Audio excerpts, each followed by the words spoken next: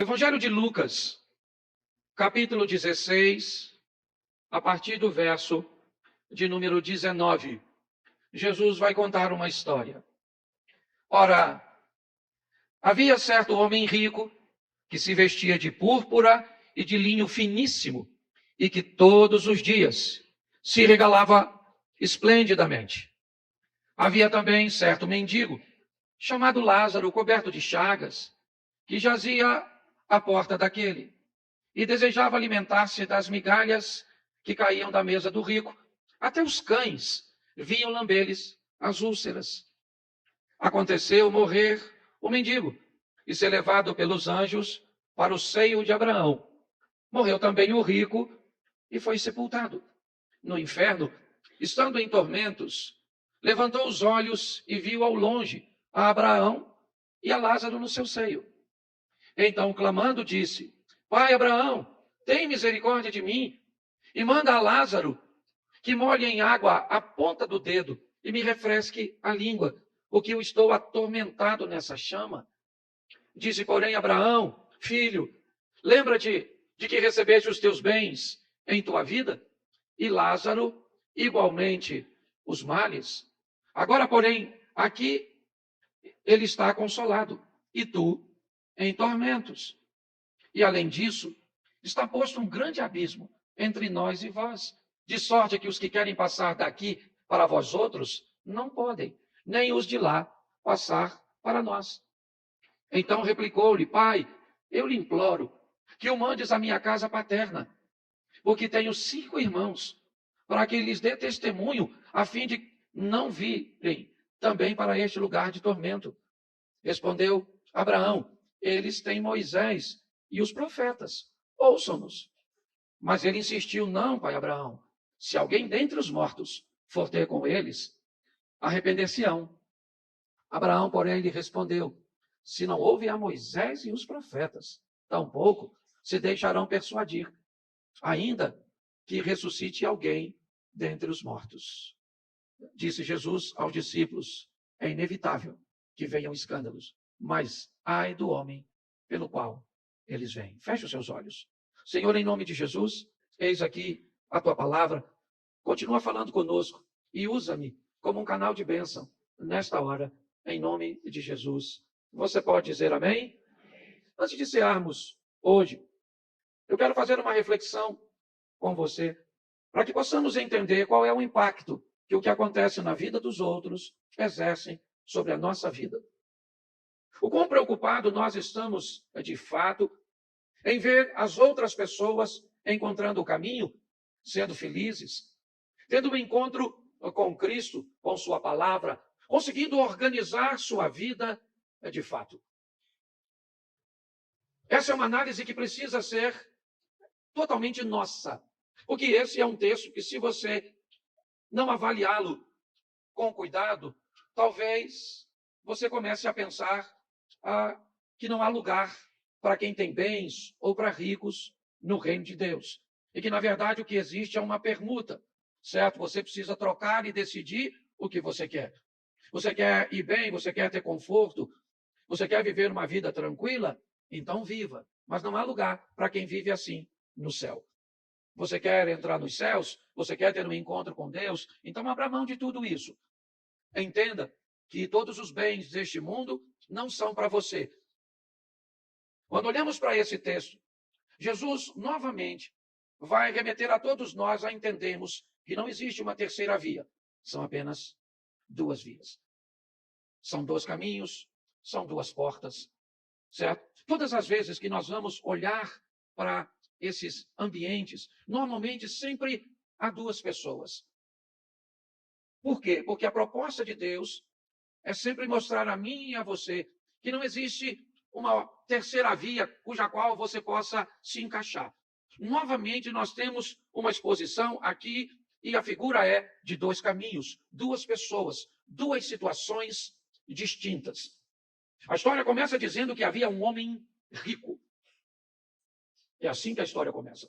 A Bíblia diz que a casa que este homem mora e a maneira que ele vive é uma maneira fantástica. Suas vestes são vestes de linho, são vestes caras. Poucas pessoas podem ter aquele tipo de roupa para a época que ele está inserido.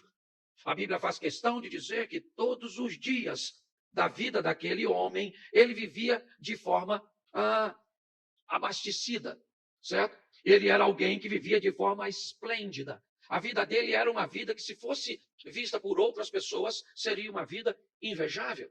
Provavelmente todos gostariam de morar na casa que este homem morava, ter o que ele tinha, viver como ele vivia.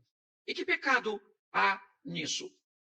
O que há nesse estilo de vida que vai colocar este homem no inferno, como nós vamos ver mais à frente? Pare para pensar um pouco nisso. Este é um homem que, por que é que ele vive assim? Provavelmente ele pode viver assim porque recebeu algo de herança, e mais do que ter recebido recursos de herança, ele conseguiu administrar e fazer com que aqueles recursos não fossem embora, como foi a história do jovem rico, filho, certo? Do pai rico de Lucas 15, o filho pródigo. Ele também foi alguém que viveu na riqueza, que viveu na prosperidade. Ele foi alguém que, quando saiu de casa, ele saiu com muitos recursos, mas ele pegou todos os seus recursos e jogou fora. Então, esse texto me remete na história de Jesus, que este homem que vive dessa forma, não há nenhum indício que ele vive por causa de Satanás, porque a riqueza dele é ilícita, porque ele é um corrupto, porque ele não merece ter o que tem. Não. O indício é que ele tem tudo o que tem porque merece ter, porque provavelmente administrou bem aquilo que chegou à sua mão, porque foi habilidoso, certo, para administrar seus bens. Então, ele não é alguém sazonal, de um tempo limitado, não. Ele é alguém que todos os dias de sua vida, até ali, ele viveu muito bem, muito abastecido. Então, esse é o primeiro homem. O verso seguinte, o verso 20. A vida troca de homem. A Bíblia troca de pessoas, troca de situação. Agora ela sai da riqueza para o mendigo. Havia um certo mendigo chamado Lázaro. Ele não é só mendigo. Ele é um mendigo doente. Certo? Ele está doente. Suas úlceras, suas chagas, suas feridas estão abertas. E este indivíduo é um indivíduo cujo qual sua situação é tão desafiadora que o texto chega a dizer que os cães, os cachorros, viam lamber as suas feridas. Bom, aí nós vamos tentar entender por que é que ele está nessa situação. Será que Lázaro está nessa miséria porque fez alguma coisa de errado? Será que o pecado fez com que Lázaro adoecesse? Quem sabe, na verdade, Lázaro tem o que merece. É isso. Ele está nessa situação por quê? Porque ele fez por onde está. Será que é assim que funciona sempre? Será que algumas pessoas não podem viver o caos sem culpa? Sem ter feito nada por merecer? Será que as coisas não podem se tornar difíceis, caóticas? E nós, ao olharmos para essa pessoa, não identificarmos erros, pecados? Pare e pense. A vida, ela é bem interessante. Jesus está mostrando duas coisas bem opostas, bem antagônicas. É verdade. Porém, há uma coisa que precisa ser observada. É onde o segundo homem está. Que local esse homem se encontra? O texto faz questão de dizer que ele é um mendigo, doente, cheio de úlceras, sem ninguém para ajudá-lo. Ele é alguém que, se alguém resolver ajudá-lo, não deve esperar nenhum tipo de recompensa. Mas ele está na porta do rico. Jesus faz questão de dizer a porta. Ele está no local onde é impossível não vê-lo, não notá-lo. Jesus faz questão de dizer que a porta deste homem que tem tanta coisa, que vive bem e pode viver muito bem, e depois de viver muito bem, entrar no reino de Deus. Nesse lugar está o Lázaro. Aí eu começo a entender o quanto a vida do outro tem a ver com a minha. O quanto o bem-estar do outro tem a ver com o meu. O quanto odiar o outro, maldizer o outro, me tornar indiferente à dor do outro, pode fazer com a minha vida depois que eu partir daqui. Não havia nenhum problema com esse rico, como não houve com Ló, como não houve com Abraão, como não houve com Salomão, como não houve com Davi e com tantos outros homens riquíssimos, prósperos, que entraram no reino de Deus. Mas é fácil entender como Moisés foi um homem tão próspero. E diz em Êxodo 32, Senhor, perdoa este povo, ou então risca o meu nome do livro que tu tens escrito. Dá para entender que um cara como esse está mais preocupado com o bem-estar coletivo do que com o seu bem-estar particular. É fácil entender como Abraão, que estava extremamente tranquilo, perde um bom tempo investindo, intercedendo a Deus para que Sodoma e Gomorra não fosse destruída. Nem lá ele estava. Para que tanta preocupação com Deus destruir, certo? Uma estrutura cuja qual ele nem está. Talvez dê para entender a oração de Salomão. Senhor, me dê um coração sábio e entendido para que eu possa conduzir todo este povo. Note que a preocupação, ou aqueles que se preocupam com pessoas e administram bem sua vida, tem tendência a levá-la para um ambiente muito especial.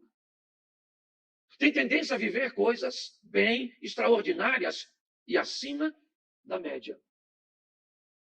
O mendigo Lázaro está na porta do rico, que passa todos os dias e vê os cães lambendo. Ouve ele pedindo alguma coisa, verso 21, desejava alimentar-se com as migalhas. Sabe o que é uma migalha? Uma migalha é aquilo que não faz falta nenhuma.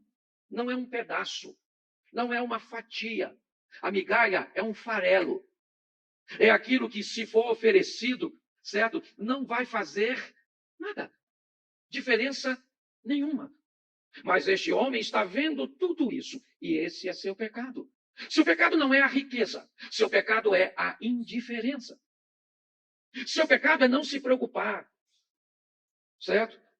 Com o que está acontecendo na vida do outro.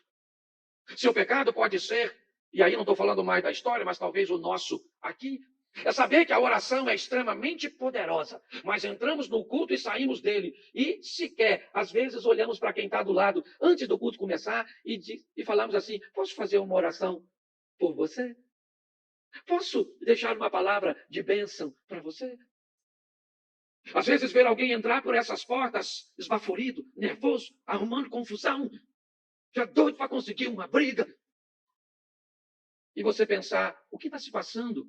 Por que é que uma pessoa tão atribulada está vindo para a casa de Deus para arrumar confusão? Não, para encontrar alguém que se preocupe com ela e que vai dar um pouquinho de atenção a ela, que naquele momento é mal educada, é truculenta. Mas nós pensamos em nós mesmos. Esse texto é um texto que nos remete a olharmos com um pouco mais de carinho, de cuidado para o outro. Porque a vida dos dois vão terminar. Nos próximos versículos, Jesus vai fazer questão de dizer que o mendigo morre. O mendigo vai morrer. E aí, cuidado. Para você que quer colocar todo mundo no céu, para você que acredita que uma missa de corpo presente, ou uma missa de 7º dia, ou uma missa de 30º dia, pode fazer com que alguém entre no reino dos céus. Jesus vai dizer para onde vai o mendigo Lázaro. E o mendigo Lázaro não vai para lá porque é mendigo. Não. Ele não vai para lá porque é pobre, porque é um coitadinho. Não. Não é isso. Não. A Bíblia não fala disso. A Bíblia simplesmente quer dizer que este homem, ele encontra a misericórdia de Deus. É isso. Porque o modelo cujo qual Jesus está citando não é a salvação em Cristo, pois Cristo ainda não morreu para pagar pelo pecado. Então, esse Lázaro que morre, ele ainda morre baseado na postura da lei. Ok? Mas ele encontra a misericórdia de Deus e ele vai para o céu. Deixa eu colocar assim, tá bom? Ele vai para o céu com os anjos de Deus. Tá bom. Mas agora Jesus disse que a morte também vai chegar para o rico. Ele também morreu, porque todos morrem. E o rico morreu. E ele vai para o inferno. Jesus faz questão de dizer, certo? Morreu o rico, verso 22, morreu também o rico, foi sepultado e no inferno. Você pode repetir comigo? No inferno. É isso aí. No inferno. O rico está no inferno, porque tem gente que vai para lá. Tá certo? Tem gente que vai para lá. Jesus está contando essa história, não é à toa. Ok? Então, cuidado com essa historinha, certo? De que ninguém vai para o inferno, porque Deus é bom demais e ninguém se perde. Isso não é verdade. Jesus está dizendo que o rico, ele vai para o inferno. Porque era rico, sim ou não? Sim ou não? Não, porque era indiferente. Ele poderia ir para o céu, sim ou não? Ele poderia estar no mesmo lugar que o outro, sim ou não? Mas eu também te pergunto, o outro poderia estar no mesmo lugar que ele? Será que esse mendigo poderia não ser mendigo? Sim ou não? Ele poderia até ser doente, porque a doença não dependia dele. Mas não necessariamente ser um mendigo. Nós precisamos olhar isso com uma mente um pouco mais amadurecida.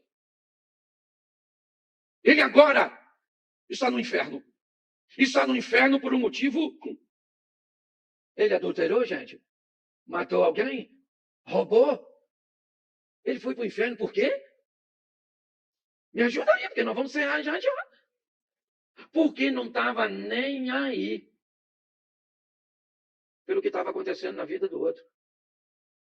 Porque a vida do outro não tem nada a ver com a sua, tem? Que o problema do outro é do... Eu não estou dizendo que você tem que se meter na vida de todo mundo, não. Pelo amor de Deus. Certo? Não é isso que eu estou falando. Mas o texto vai dizer que esse é o motivo. Esse homem, por não estar nem aí pelo que acontece com a vida do outro, com o bem-estar do outro. Se o outro está triste, está alegre, se estava chorando, certo? Se uma irmã, muitas vezes, entra por essas portas, não conhece o nosso protocolo, não está vestida de forma adequada. O que provavelmente, se você que entende o protocolo, amasse essa pessoa, o que você faria? Sentaria do lado dela e diria para ela, posso te emprestar minha blusa para você botar nas suas pernas? Posso te ajudar? Pode. E pense sobre isso. Quando a vida do outro começa a mexer com você, isso significa que você se parece com Jesus. Ele mesmo disse que daria sua vida para salvar a muitos. O coletivo sempre é a fonte de tudo isso. Mas agora, a Bíblia vai nos revelar algo que vale a pena nós observarmos. Primeiro, eu quero te dar algo para fazer você pensar. Em nenhuma outra parábola dita por Jesus, ele usa um nome próprio. Essa é a única que ele dá nome ao indivíduo. É sempre um homem, uma mulher, é sempre um pescador, é um pastor, certo? É sempre. Agora não, aqui ele faz questão de usar o nome próprio, Lázaro. O que talvez possa nos indicar que essa nem é uma parábola de fato, mas talvez ele está usando uma figura real. Mas o que acontece agora também vale a pena nós observarmos. Primeiro, o verso 23 diz, no inferno, o rico ergue os olhos, estando em tormento, e viu ao longe Abraão e Lázaro no seu seio. Essa é uma preocupação, não uma preocupação, mas algo que merece ser avaliado. O cara vai para o inferno e leva para o inferno a memória daqui. No inferno ele ainda lembra quem é o Lázaro. No inferno ele ainda lembra que tem 5 irmãos. O que indica que quem for para o inferno e está nesse culto vai lembrar dele. Bem que o pastor falou. Lembro mesmo. Daquele culto que ele falou com ovinha. E eu não ia esquecer. Cuidado que você pode estar rindo de você. Mas escute só. Certo? O rico, ele está no inferno e ele tem a memória. Isso é algo que vale a pena, só para a gente entender um pouco como funcionam as coisas. E ele então consegue se comunicar com Abraão. Talvez uma figura de linguagem aqui, mas ele diz: Pai Abraão, tem misericórdia de mim. Peça ao Lázaro que molhe só o dedo na água e coloque nos meus lábios, porque eu estou aqui atormentado. Abraão explica que agora, depois da morte, não há mais como reverter. Ninguém que está de um lado pode passar para o outro. Ninguém que está do outro pode passar por um. E agora, Abraão vai dizer algo bem interessante. Abraão diz a ele assim: Filho, lembra que recebeste os teus bens na tua vida? E Lázaro, somente os males? Olha só. A conversa é bem interessante, pois ela diz ao rico: você lembra o que você tinha e o que você poderia ter feito por esse indivíduo que estava tão perto de você e você nada fez?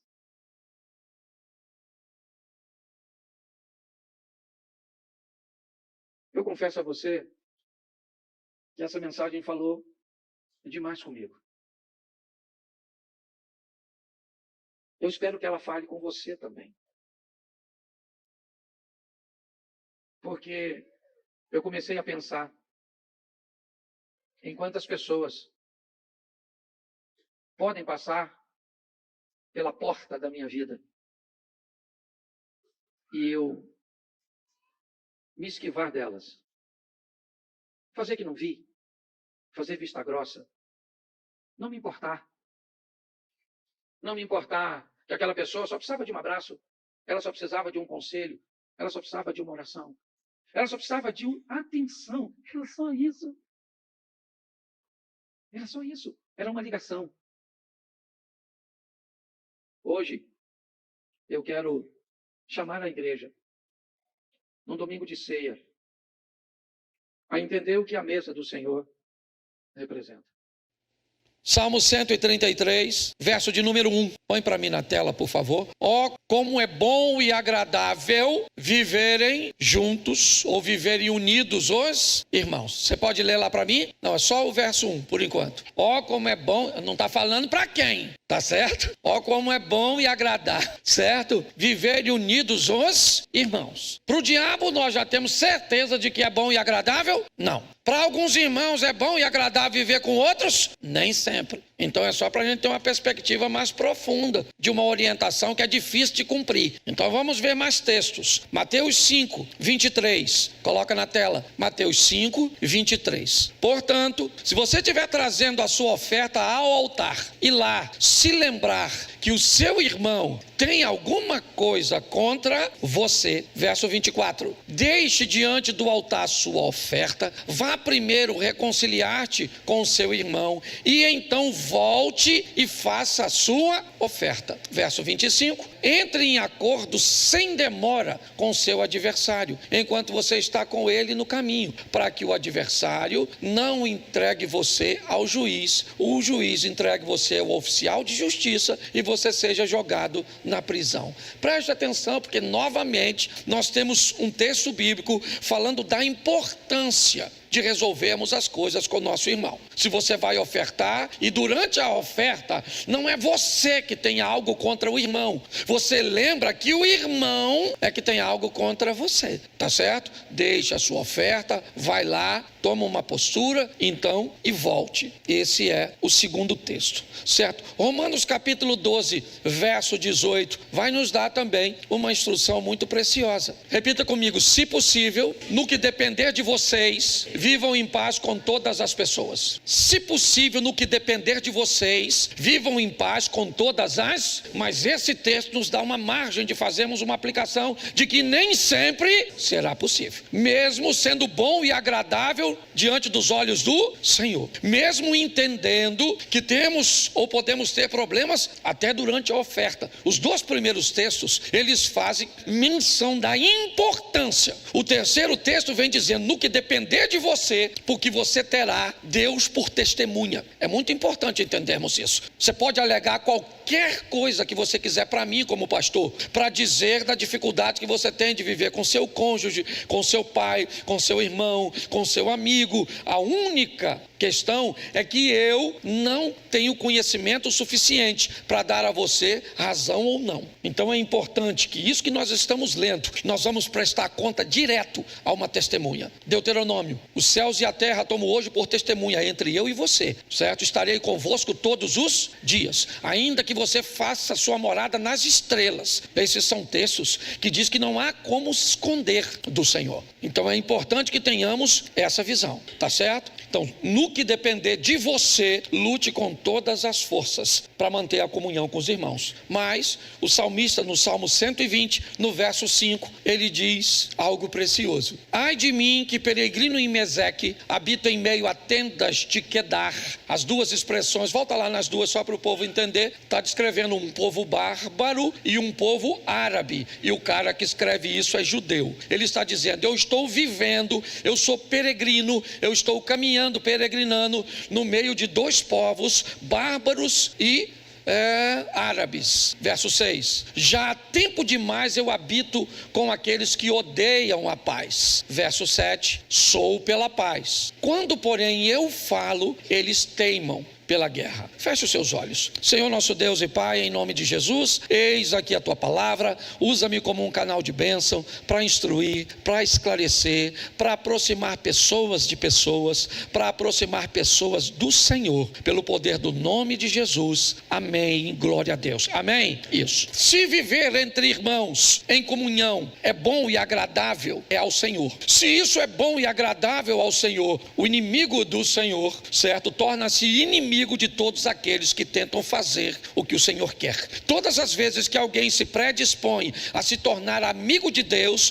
automaticamente ele se torna inimigo do Satanás, inimigo do mal, porque não há comunhão entre luz e trevas. Todas as vezes que uma chega, a outra tem que sair. Elas não coabitam no mesmo ambiente. Então nós vemos que é bom e agradável a Deus que os irmãos vivam em união. Porém, isso não será fácil de ser mantido, porque alguém vai trabalhar para que isso não aconteça. Aí nós migramos para um texto que fala de um momento tão precioso, mas que tem o propósito de nos mostrar que qualquer momento da nossa vida, quem vai se apresentar, por mais importante e expressivo que ele seja, eu não posso me apresentar somente em parte. Ofertar é importante? É, mas o que a Bíblia está dizendo é, Deus nos quer por inteiro. Então, eu não cumpro isso, mas pelo menos eu vou lá e dou meu dinheiro. Não é assim que funciona. Nós temos que ter maturidade. Então ele diz, deixa a oferta, se conserta e vem ofertar. Mas no Salmo ou em Romanos, nós recebemos uma informação muito importante. E qual é? Não vai dar para viver próximo de todos. Existem pessoas que não farão parte da sua intimidade. Elas não farão, não tem como fazer. Essa é uma informação importantíssima e que só pessoas maduras, me parece, que conseguem gerenciar esse tipo de informação. Porque ela não está dizendo para que eu descarte ninguém. Essa não é. Os 2 versículos anteriores, a Bíblia se completa, se entrelaça. Ela não fala contra ela, não é assim que funciona. Ela só está dizendo que no que depender de mim, eu vou lutar com todas as minhas forças para conseguir ter um bom relacionamento com todos, mas que nem sempre isso será possível. E o salmista descreve isso, peregrino em Meseque, habito em meio a tendas de Quedar, eu sou pela paz, mas quando eu luto pela paz, eles teimam pela guerra. O que a Bíblia quer nos mostrar é que precisamos fazer uma leitura, certo? Do ambiente das pessoas que nós nos relacionamos. E como filho de Deus, todas elas são nossos irmãos, até mesmo nossos cônjuges. No que diz respeito a serem filhos de Deus, nós casamos com nossas irmãs. As irmãs se casaram com seus irmãos em Deus. Por que é tão desafiador? Porque agrada a Deus. Por que é tão desafiador? Porque criar esse ambiente no nosso coração pode macular o nosso relacionamento para com Deus. Então é importante nós entendermos algumas coisas que podem e que causam guerras entre nós, situações que provocam, ok? As nossas reações. Nós ouvimos esses dias nesse altar que o que você faz, ou seja, a sua ação não determina quem você é. Não é a sua ação que diz quem você é. O que diz quem você é a sua reação. A proposta foi dizer o que é uma ação. É algo programado. Eu vou falar alguma coisa com você. Então eu programei o que eu vou falar com você. Eu programei o tom, eu programei as palavras, eu programei tudo para falar com você. Então esse parece eu. Porém, quando eu vou falar com você, você pode me responder de uma forma inesperada. E quando você me responde de uma forma, certo, que eu não esperava, aí eu reajo e não ajo. Você já notou que alguém vai fazer uma ofensa a você e quando você responde, ele fica mais ofendido do que conseguiu te ofender? Porque a primeira ação ele fez programada, a segunda saiu, foi sem filtro, ele não teve como programar. Então nós vamos entender algumas coisas. Eu separei algumas guerras. Por que a minha preocupação? Porque todas as vezes que o irmão briga com o outro, o prejudicado é sempre o pai. Todas as vezes que o irmão briga com o outro, ele sai da igreja. Todas as vezes que o irmão briga com o outro, ele tem problema. Você pode notar, o cara briga com o irmão, mas acaba tendo problema com o pai, ou relacionamento com o pai. Então nós precisamos aprender a estabelecer níveis de relacionamento. Eu já falei isso aqui diversas vezes, certo? Níveis. Onde é que essas pessoas ficam na minha vida? São pessoas que eu conheço, tá certo? Elas são meus conhecidos. Sei onde mora? Não sei onde mora. Sei se é casado? Não sei se é casado. Sei quantos anos tem? Eu não sei quantos anos tem. Eu não sei se tem filhos, mas eu conheço de vista. Esse é um tipo. A maior parte das pessoas ocupam essa categoria e vão ficar lá para sempre, e você não vai se sentir incomodado com elas. A segunda categoria é a categoria dos amigos. Os amigos superficiais. Aquelas pessoas que você não tem relacionamento tão profundo, mas você já sabe onde mora, você sabe o nome, você sabe que é casado, sabe quantos filhos tem, tá? Você joga uma bola com ela, você conhece as pessoas de uma forma mais, ela ocupa um lugar. Bom, nós temos aqueles que vão entrar um pouco mais na nossa intimidade. Eles vão viajar conosco, eles frequentam a mesma igreja, lanchamos depois do culto. Cuidado, porque isso não dá o direito a você de levá-los para dentro da sua casa. Isso aí é outra categoria. Se quiser levar de forma irresponsável, leve, mas depois não diz que não vão mais na igreja porque o irmão está lá, aquele irmão fofoqueiro que me ofendeu, que fez isso, que fez aquilo outro, que fez aquilo outro. Quem mandou você levar? Tá certo? Aí o Satanás, aqui ó, bota a culpa no Satanás não, já é culpado, mas eu vim aqui defendê-lo, certo? Você é obrigado a selecionar esse tipo de gente que vai ouvir sua intimidade. Estabelecer níveis de relacionamento é importantíssimo, e se nós não fizermos isso, vamos criar problemas para a nossa família, para a nossa comunidade, para o nosso relacionamento para com Deus, para o nosso exemplo para com outras pessoas. É de responsabilidade nossa. Então, segure aqui esses exemplos que eu vou dar a vocês. Gênesis 4, verso 8, o primeiro problema entre irmãos. Vou usar um texto só porque é muita coisa. Caim disse a Abel, seu irmão: vamos ao campo. Estando eles nu, Caim se levantou contra o seu irmão e preste atenção, nós estamos diante da primeira guerra entre os irmãos e vamos entender por que é que irmãos se odeiam. Qual é o grande problema de Caim e Abel? Eles têm um problema. 2 vezes eles têm a oportunidade de resolver o problema, principalmente Caim. Eles apresentam a mesma coisa para Deus, uma oferta. Porém, eles têm de Deus respostas diferentes. Os resultados daquela apresentação não foram os mesmos. Irmãos têm muito problema quando eles têm resultados diferentes. É muito comum os resultados criarem problemas entre irmãos. Por que ele foi aceito? Por que que ele teve um resultado melhor que eu? Que ele chegou onde eu não cheguei? Ele tem o que eu não tenho. A comparação de resultados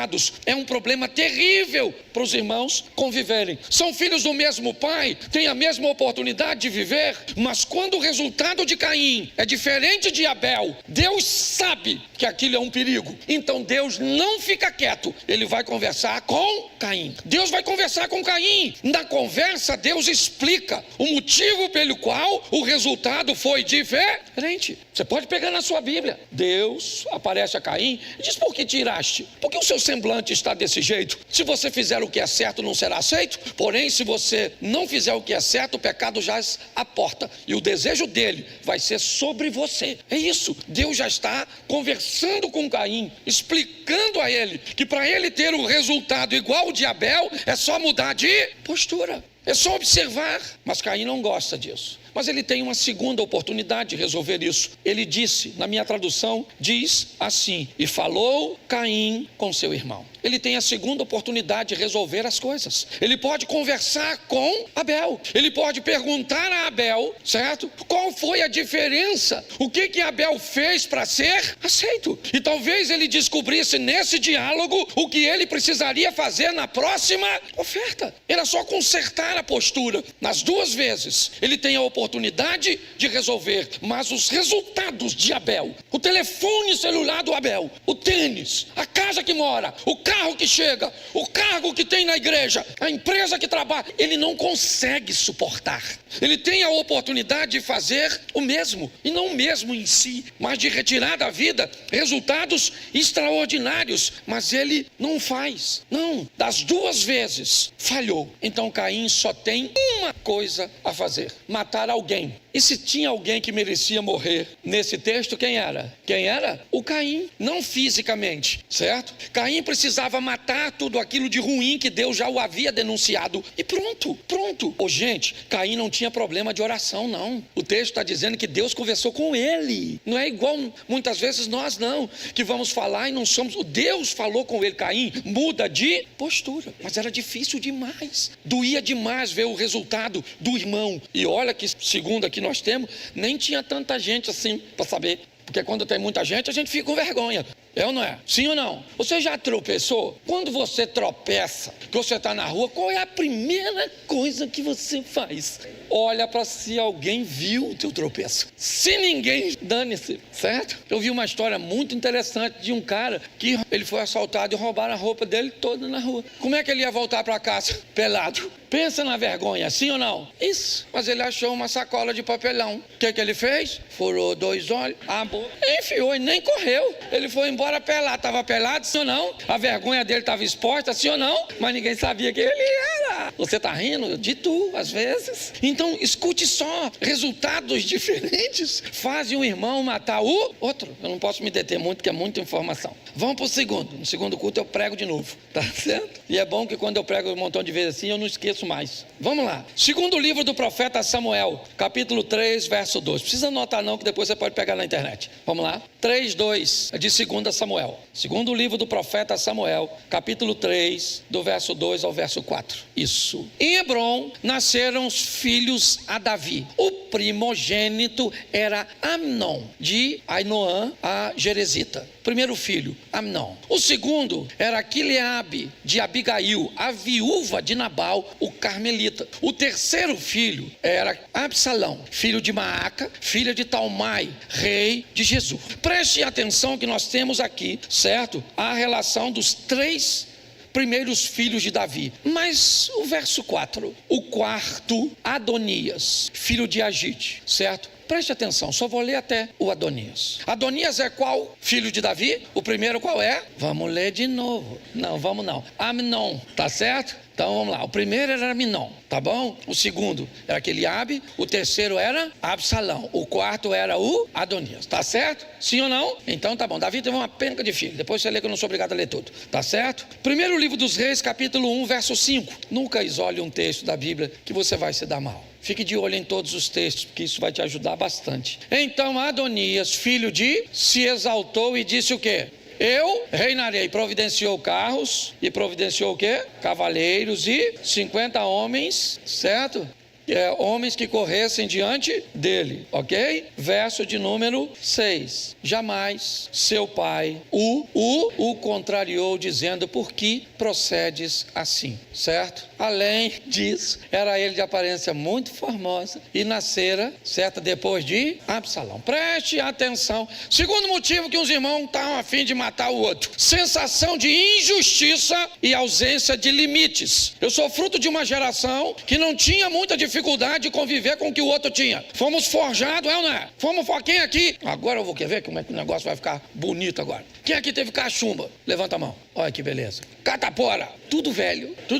Quem aqui furou o pé com prego ferrujado? Isso. Cortou o pé com caca de vidro. E tomou antitetânica. Isso. Cortou a cabeça no arame farpado. Tomou banho pelado no rio. Correu no pasto da vaca que queria dar uma chifrada. O galo queria dar umas paradas no seu, você correu também. Quem aqui teve frieira nos dedos? Bicho de pé. Carrapato estrela na sua virilha ou embaixo do braço. Olha que eu conheço. Estudei a história do povo antigo. Ô, gente, esse tipo de gente tá preocupado se o outro ama, se curtir você.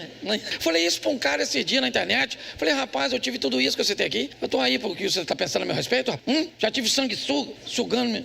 Você tá rindo, mas o assunto é sério. Só que hoje nós temos um povo, tudo eles são injustiçados. Nossa, eles comem carne todo dia, tem televisão, internet, eles têm tudo. Nós não tinha. O que nós tinha? Hoje eles têm high definition, nós tínhamos o raio do chuvisco, certo? Lembra de alguém do lado de fora girando a antena com bambu e você gritando: ei, passou? Lembra de tudo isso? Certo? Sim ou não? Uma geração que apanhava e continuava amando aquele que batia. Quem aqui apanhou, levanta a mão. Ficou de castigo, levanta a mão. É isso aí, mano, tamo junto, certo? Mas pensa no negócio hoje: injustiça e ausência de limite. Você não pode bater nas crianças hoje.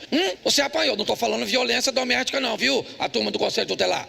Aliás, estou com autoridade aqui, ninguém me prende não, tá certo? Mas é verdade, você apanhou, não apanhou? Pronto. Se você viesse na rua e uma mãe estivesse batendo num filho que estava fazendo pirraça, a sua olhava para tu. Hoje as pessoas chamam Conselho Tutelar. Ninguém criou lei quando eu apanhei. Agora na hora de eu bater, eu que falasse para minha tia: vou denunciar a senhora. Ela falou: eu bato no conselho, na conselheira, no Alexandre de Moraes, no Lula, eu bato em todo mundo, mano. Já não é Elon Musk que tá brigando com ele. Foi assim que nós chegamos até aqui, sim ou não? E aprendemos a respeitar os mais velhos, aprendemos a respeitar as filhas dos outros, não mexíamos em nada que era de ninguém, é ou não é verdade? Porque alguém nos deu limites. Irmãos que têm limites não matam os outros. Entende que não há injustiça? Não, mas Adonias se achou injustiçado. Por quê? Lembra? Eu até agora falei de Salomão? Não, né?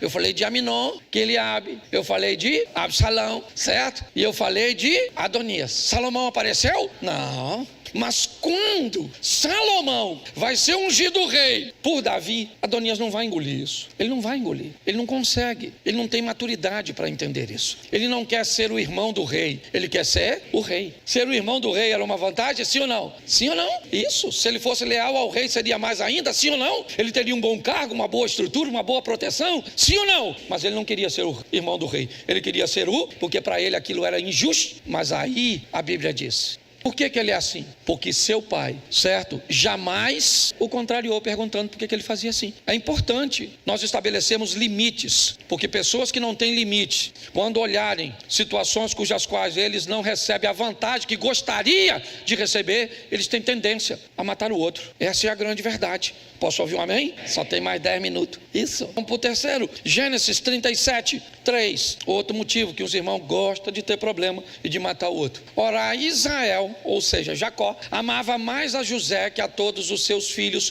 porque era filho da sua velhice, e fez uma túnica talar de mangas compridas. Irmãos costumam matar os outros quando os pais estabelecem comparações. O texto está dizendo que Jacó, por José ser filho de Raquel, a mulher que ele amava, o primeiro filho dela, até o presente momento o filho mais novo, o caçula, nitidamente ele, certo, oferece preferências fez a esse garoto. Quando ele faz isso, ele cria um litígio, ele cria um problema, ele cria uma briga por causa das comparações. Quando nós fazemos isso com os nossos irmãos, ou seja, com os nossos filhos, nós criamos problemas entre eles. Nós temos que ter muito cuidado com as preferências, temos que ter muita sabedoria quando vamos convidar alguém e deixar alguém de fora, como vamos dar para alguém, mas não temos condições de dar para todo mundo. Você lembra que as mães tinham essa preocupação com os filhos, certo? De não estabelecer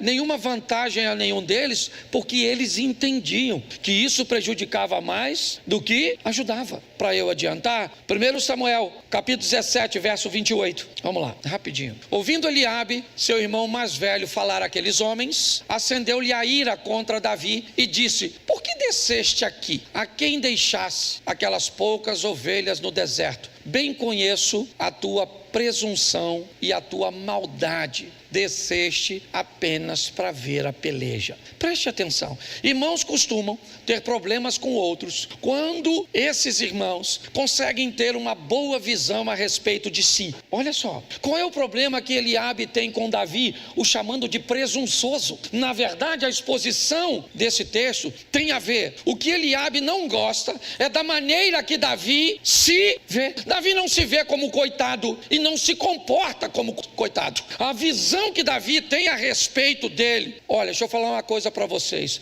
Aprendam uma coisa nessa vida. As pessoas valorizam algumas coisas mais do que dinheiro. Tem algumas coisas que elas saíram, sabe, do ambiente do comércio, da área do comércio. Tem coisas, por exemplo, dinheiro não compra amizade, dinheiro não compra amor. Tem algumas coisas que estão fora do circuito do comércio. São coisas que o dinheiro não vão conseguir pagar. E pega aí essa. Tem uma coisa que o dinheiro não consegue, as pessoas amam ter, mas poucas conseguem ter de verdade: autoconfiança, se enxergar com bons olhos, saber quem é filho de Deus e não interessa o tamanho do adversário, o Deus que eu sirvo é maior do que todas as coisas. Quando Davi tem uma visão nítida dele mesmo, vai à batalha, o que tem lá, um cara grande, desafiando a todos, todos estão com medo. Davi chega e diz: quem é esse incircunciso filisteu para afrontar o exército do Deus vivo? A primeira coisa que seu irmão disse: com quem você deixou as poucas ovelhinhas, ó, seu presunçoso? Conheço a tua maldade. Olha só,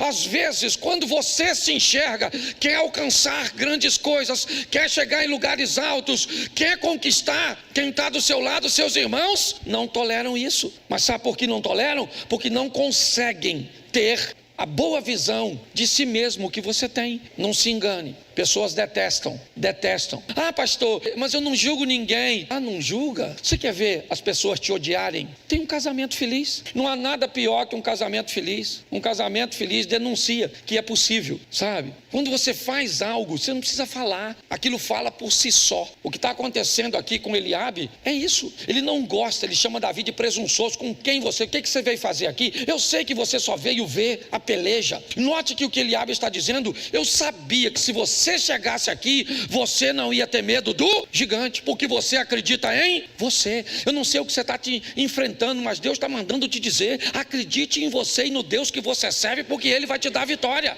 Não interessa o que você esteja enfrentando. Agora se prepare, se você acredita em você e tem uma boa visão a respeito de si mesmo, seus irmãos não vão gostar de você. Entendeu? Aí você descobre, você quer ser um derrotado e não conviver com isso, ou quer vencer, mas aprender a lidar com essa situação. Posso ouvir um amém? Isso, só faltam mais 2 aqui, não vou passar de 7,5 não. Gênesis 21, 8. Enquanto você acha, vamos lá, resultados diferentes faz com que irmãos queiram matar uns aos outros. Sensação de injustiça e ausência de limites vão fazer os irmãos se degladiarem. Preferências e comparações, certo, vão criar problemas entre irmãos, seja na igreja como pastor, seja você como um patrão, certo, seja você quem for, um líder, comparou, você vai ter problema. Tinha que ser igual fulano, olha como fulano é bom, você vai ter problema, certo? A boa visão a respeito de si mesmo. Quinto, Gênesis 21, 8. Gênesis 21, verso 8. Põe para mim, por favor. Isaac cresceu e foi desmamado. No dia em que o menino foi desmamado, Abraão deu um grande banquete. Olha para mim agora, nós temos um problema muito peculiar, muito particular aqui nesse texto. Nós temos um filho brigando com problemas sérios com alguém que é um meio filho. De Abraão, Isaque e Ismael é filho, sim ou não? Mas de Sara não. Olha só, nós temos um problema muito sério nessa situação. A ideia de Sara foi ter um filho e ele nasceu. Seu nome, Ismael, sim ou não? Ismael não era filho de Sara, sim ou não?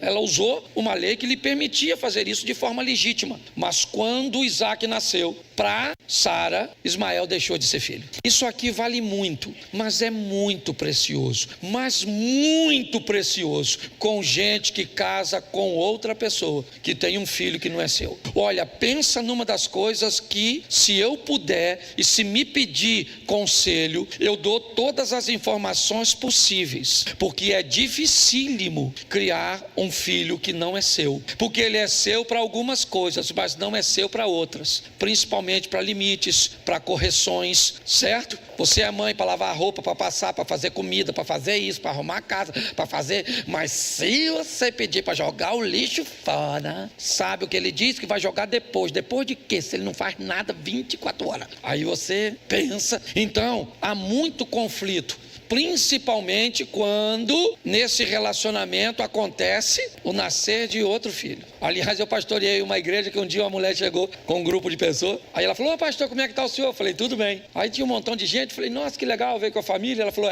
esse aqui, pastor, é meu ex-marido, essa é a esposa do meu ex-marido, e esses dois aqui é o meu filho com os meus filhos com esse. Falei: beleza. Eu falei: e o pessoal de cá? Não, o pessoal de cá é os dois filhos do marido que eu tenho agora, que ele teve com a outra mulher. E aí eu já estava tentando, e aí eu não aguentei, né? Eu falei: e esse aqui? Aí esse aqui sim, esse é de nós dois. Eu falei: Senhor, se o demônio vier aqui, esse povo entra nele. Você está rindo, mas o assunto é sério. As pessoas tratam coisas importantes de qualquer maneira. Vamos a 2 textos e a gente termina. Gênesis 25, 31.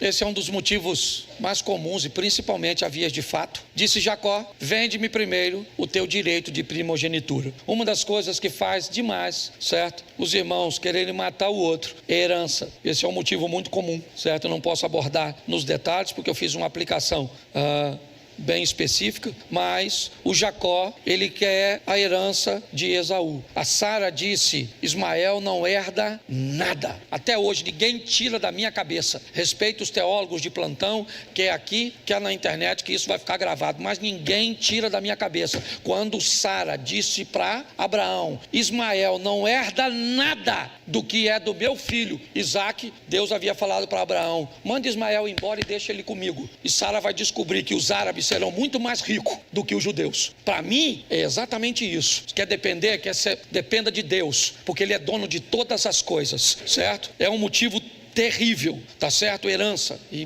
tem um contexto tão grande no ambiente de igreja que você não pode imaginar, mas eu não tenho como passar aqui agora. E o último é uma parábola, mas vale a pena nós vermos. Lucas 15, 25, e a gente termina aqui e ora. Lucas 15, 25. Irmãos matam irmãos ou querem matar irmãos, a guerra entre irmãos. Ora, o filho mais velho que estivera no campo, quando voltava, ao aproximar-se da casa, ouviu a música e as danças. Verso 26.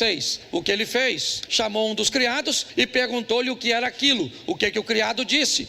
Veio teu irmão, certo? E teu pai mandou matar um novilho cevado porque o recuperou. Porque irmãos entram em guerra? Porque uns têm coragem de fazer coisas que os outros não têm. Às vezes é só coragem de ler, é só coragem de estudar, é só coragem de cometer erros. Às vezes a vantagem que os outros irmãos têm sobre nós é que estiveram diante dele os mesmos recursos que foram expostos diante de nós. A diferença é que eles tiveram coragem de fazer uso daquilo e nós não. Aqui nós estamos diante do filho pródigo. Qual é o problema do filho mais velho? O pai, o texto diz no começo: o filho mais novo pediu o que era seu e o pai repartiu entre eles os seus haveres. No dia em que o filho mais novo foi embora, o mais velho já tinha recebido. Quer botar? Coloca aí. Certo homem tinha 2 filhos. Vamos lá. Isso. O mais moço disse ao pai: disse o quê? Disse o quê? Pai, dá-me parte dos bens que me... E ele fez o quê? Lhes repartiu. Lhes, aqui ó, lhes repartiu. partiu. Esse texto indica que no momento em que o filho mais novo vai com herança, o mais velho também fica. Sim ou não? Mas o mais velho não tem coragem de fazer as coisas que o mais novo tem, entendeu? E o irmão mais velho fica chateado com aquilo. Ele não gosta daquela coragem que o irmão tem de tentar. Se nós não conseguirmos agir e lidar com os resultados diferentes, nós vamos ter problema com nossos irmãos. Se nós acharmos que a vida é feita de injustiças e não entendermos que há limites, vamos ter problema com os irmãos. Se tivermos problemas com preferências e comparações, vamos ter problema com os irmãos em todas as áreas. Você não tem uma boa visão de si, beleza, alguém vai ter e você vai ficar chateado, certo? Você pode ter problemas sérios nesse ambiente de irmão com meio irmão. Você vai ter problemas de ver essas questões de herança e problemas com pessoas que têm coragem de fazer coisas que você poderia fazer e não faz. Às vezes a indecisão é um grande problema. Vou usar esse exemplo aqui e oro. Você já viu alguém que tem dificuldade, ele não tem firmeza para tomar decisões? Ele tem medo. Por exemplo, você diz assim para seu cônjuge, vou usar o exemplo do homem com a mulher. Você fala para sua esposa assim, amor, vamos jantar? Ela diz, vamos. Aí você diz para ela assim, vamos comer o quê? Ela diz, escolhe você. Aí você diz assim, beleza, vamos comer uma pizza? Aí ela diz assim, pizza. Pizza engorda. Aí você diz assim, então escolhe você. Aí a pessoa te diz, não, escolhe você. Aí você diz, então vou fazer o seguinte, vamos comer um churrasco. Churrasco essa hora? Aí você diz, então escolhe você. Aí o que a pessoa diz? Não, escolhe você. Aí você diz, então vou fazer o seguinte, vamos comer uma salada. Salada, eu estou com fome. Aí você diz o quê? Perdi a fome. O que está acontecendo numa situação como essa? Você tem um indeciso conversando com um decidido. E qual é o problema? O problema é que todas as vezes que o decidido decide, o indeciso escolhe. Que ninguém pode ser tão firme para escolher tão fácil.